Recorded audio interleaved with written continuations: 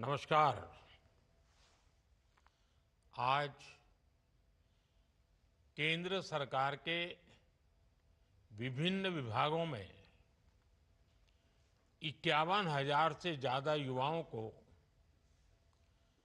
पक्की सरकारी नौकरी के पत्र दिए गए हैं। आज भारत सरकार के अलग अलग विभागों में आप युवाओं के नए दायित्वों की शुरुआत हुई है। आपका दायित्व देश के आर्थिक तंत्र को मजबूत करना है। आपका दायित्व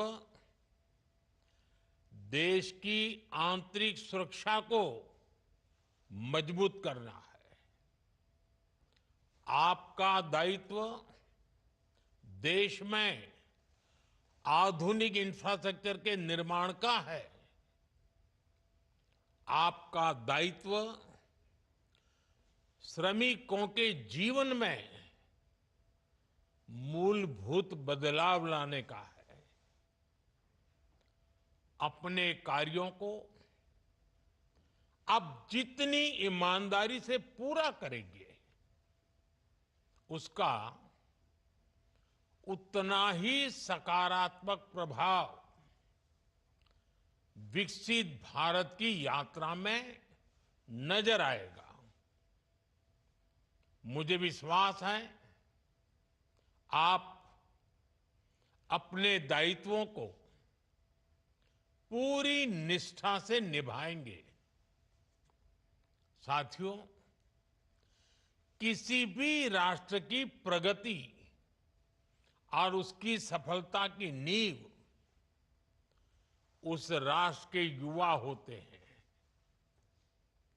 जब युवा राष्ट्र के निर्माण में भागीदार होते हैं तो राष्ट्र तेज विकास भी करता है और विश्व में अपनी पहचान भी बनाता है। भारत का युवा आज अपने परिश्रम और इनोवेशन से दुनिया को ये दिखा रहा है कि हम में कितना सामर्थ्य है।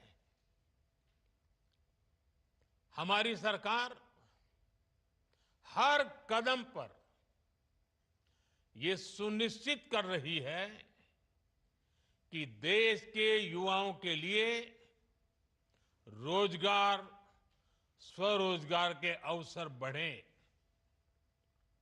स्किल इंडिया,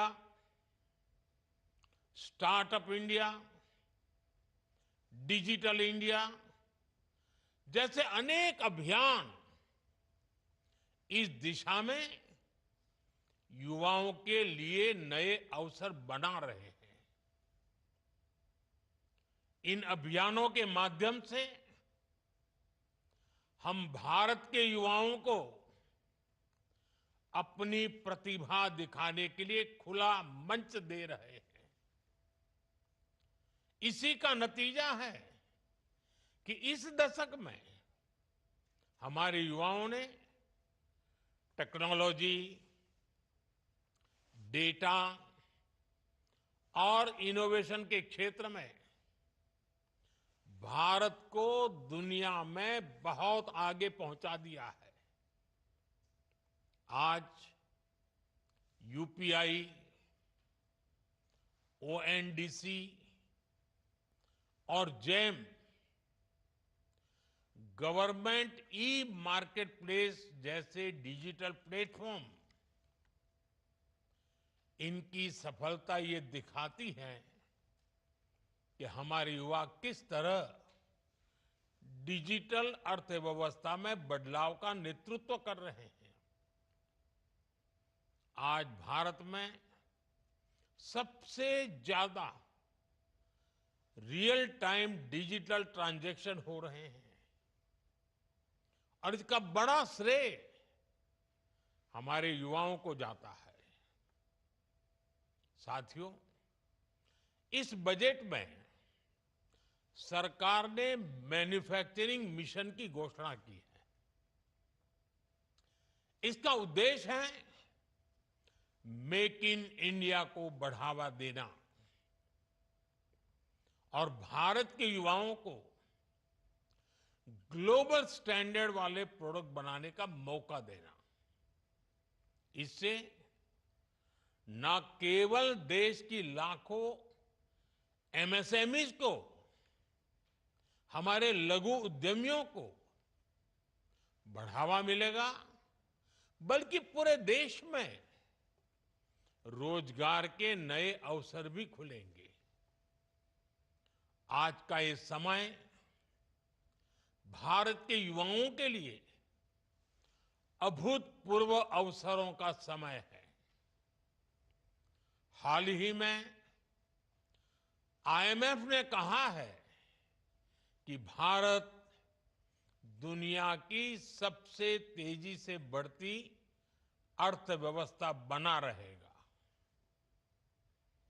इस विश्वास के, इस ग्रोथ के कई पहलू हैं और सबसे बड़ा पहलू ये है कि आने वाले दिनों में हर सेक्टर में नौकरियों में बढ़ोतरी होगी, रोजगार बढ़ेंगे।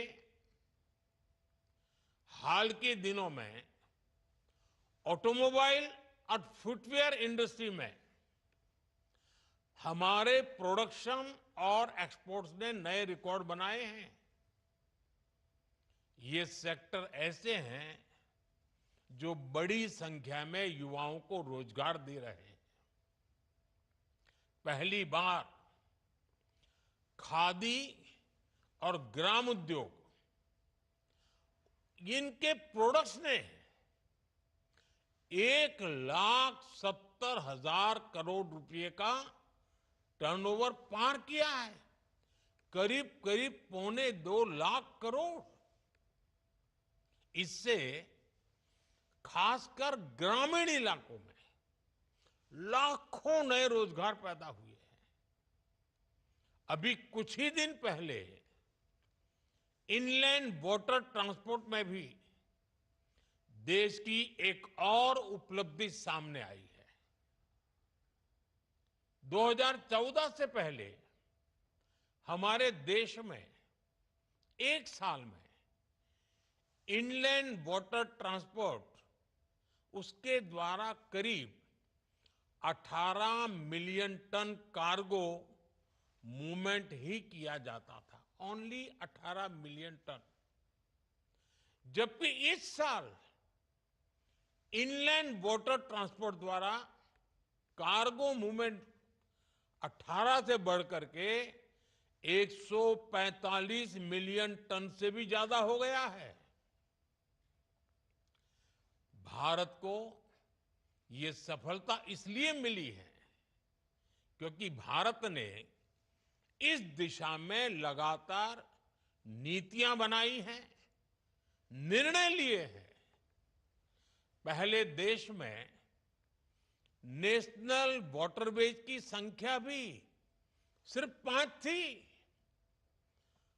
अब भारत में नेशनल वाटरवेज की संख्या बढ़कर 5 से बढ़कर 110 के पार हो गई है। पहले इन वाटरवेज की ऑपरेशनल लंबाई 2,700 किलोमीटर के आसपास थी, है ना, करीब करीब 2,500 किलोमीटर से थोड़ा ज्यादा। अब ये भी बढ़कर करीब करीब 5,000 किलोमीटर हो गई है। ऐसी सारी उपलब्धियों की वजह से देश में युवाओं के लिए नए नए अवसर बन रहे हैं। साथियों, कुछ ही दिन बाद मुंबई में world audio visual and entertainment summit यानी वेव्स 2025 का आयोजन होने जा रहा है। इस आयोजन के केंद्र में भी देश के युवा हैं। देश के यंग क्रिएटर्स को पहली बार इसी तरह का मंच मिल रहा है। मीडिया, गेमिंग और एंटरटेनमेंट फील्ड के इनोवेटर्स के लिए ये प्रतिभा दिखाने का अभूतपूर्व अवसर है। ये एक ऐसा प्लेटफॉर्म होगा जहां एंटरटेनमेंट से जुड़े स्टार्टअप्स को इन्वेस्टर्स और इंडस्ट्री लीडर से जुड़ने का मौका मिलेगा। ये दुनिया के सामने अपने आइडियाज को शोकेस करने का सबसे बड़ा मंच होगा। युवाओं को एआई, एक्सआर और इमर्सिव मीडिया को जानने समझने का मौका मिलेगा। इसके लिए कई तरह की वर्कशॉप आयोजित किए जाएंगे। वेव से भारत के डिजिटल कंटेंट फ्यूचर को नई ऊर्जा मिलने जा रही है। साथियों, आज भारत के युवाओं की सफलता में सबसे सराहनीय बात है उसकी इंक्लूसिविटी, सर्वसमावेशी भाव। भारत आज जो कीर्तिमान गढ़ रहा है उसमें हर वर्ग की भागीदारी बढ़ रही है और हमारी बेटियां अब 2 कदम आगे ही चल रही है। अभी कुछ ही दिन पहले यूपीएससी का रिजल्ट आया है। उसमें भी टॉप 2 पोजीशन बेटियों ने हासिल की है। टॉप 5 में 3 टॉपर बेटियां हैं। हमारी नारी शक्ति ब्यूरोक्रेसी से लेकर स्पेस और साइंस के क्षेत्र में नई बुलंदियों को छू रही है। सरकार का विशेष ध्यान ग्रामीण महिलाओं के सशक्तिकरण पर भी है। सेल्फ हेल्प ग्रुप, बीमा सखी, बैंक सखी और कृषि सखी जैसी पहल ने ग्रामीण महिलाओं के लिए नए अवसर तैयार किए हैं। आज देश में हजारों महिलाएं ड्रोन दीदी बनकर अपने परिवार और गांव की समृद्धि सुनिश्चित कर रही हैं। आज देश में 90 लाख से ज्यादा सेल्फ हेल्प ग्रुप बने हैं और 10 करोड़ से ज्यादा महिलाएं उनके साथ जुड़कर काम कर रही है। इन सेल्फ हेल्प ग्रुप्स का सामर्थ्य बढ़ाने के लिए हमारी सरकार ने इनके बजट में 5 गुना बढ़ोतरी की है।